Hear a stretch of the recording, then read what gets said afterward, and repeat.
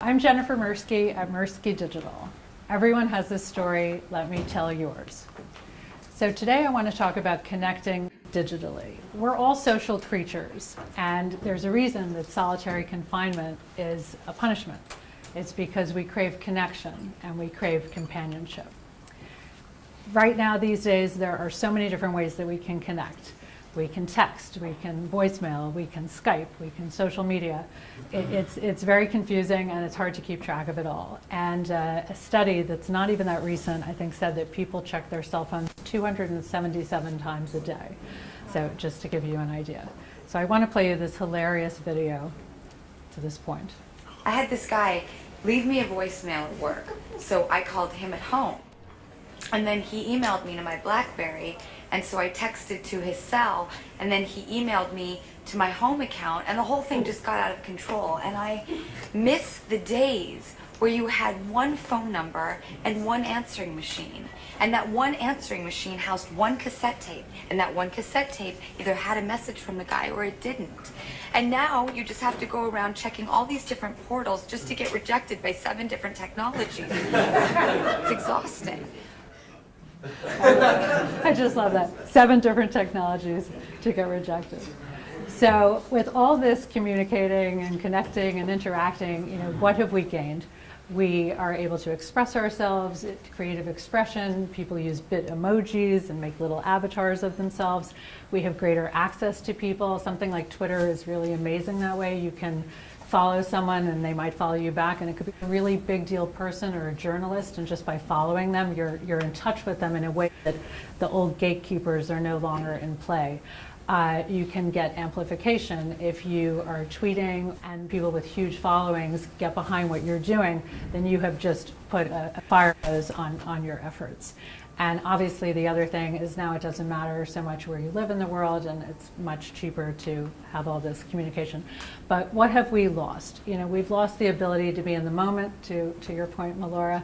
And in certain cases, email is great, I love it, but it's asynchronous, so that's not always that helpful to have things happening at different times. And I'm sure you've all been there where the ping pong effect is going on, where you have 10 emails back and forth and you still haven't resolved the issue, so you occasionally have to pick up the phone, even though I love email as much as the next person.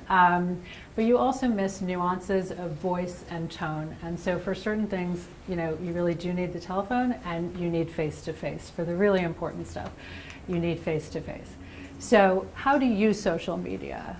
Are you one of those people who goes on all the time? Is it part of your daily habit? Do you brag about your children? Do you do a humble brag about your achievements? Do you sort of go on and post and then scurry away?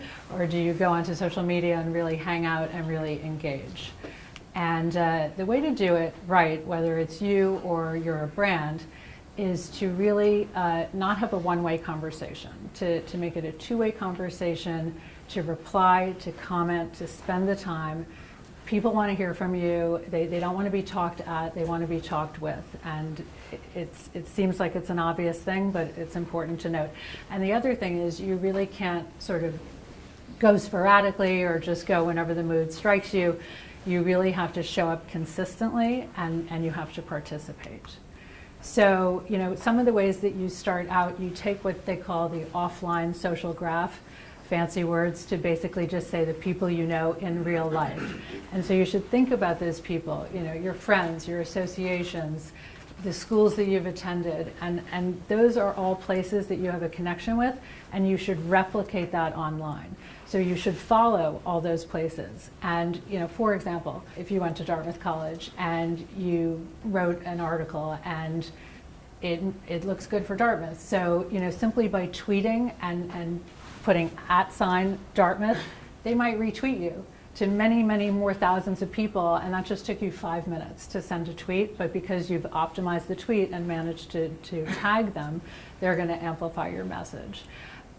So the other thing that's really cool about social media is it's not just people you know. People joke that Facebook is for people you know and dislike, and Twitter is for people who you don't know and like, which I always find amusing. But I think the reason behind that is that part of why I like Twitter is it is intellectual and it is interesting, and it's people are having thoughtful discussions. They're also trolling and doing things that are a total waste of time. But what's interesting is that you can meet people who you never would have met otherwise, and you meet them because you have shared passions. And simply by putting in the search field hashtag whatever the topic is, you will suddenly see, oh, who's active, talking about this topic, and they really seem to know what they're doing. I think I'm going to follow them. They seem to really be generating good content. So that's one of the things I really like about social media. And the other thing, which is very much something that you'll all understand, is to act generously. So it's important to not fall into the trap of marketing at people and just promoting yourself. You should promote other people. You should also contribute to the digital discourse. So even if it has no self-interest to you, other than you're establishing yourself as a thought leader, that's something that you should be doing, because people really get turned off when all you do is promote yourself. And importantly, you should listen. And one of my favorite quotes that I heard within the last year is, most people don't listen to understand, they listen to reply. So I think we all need to really think about that. I know I'm guilty of that. So Jennifer Mirsky, MirskyDigital, everyone has a story, let me tell yours.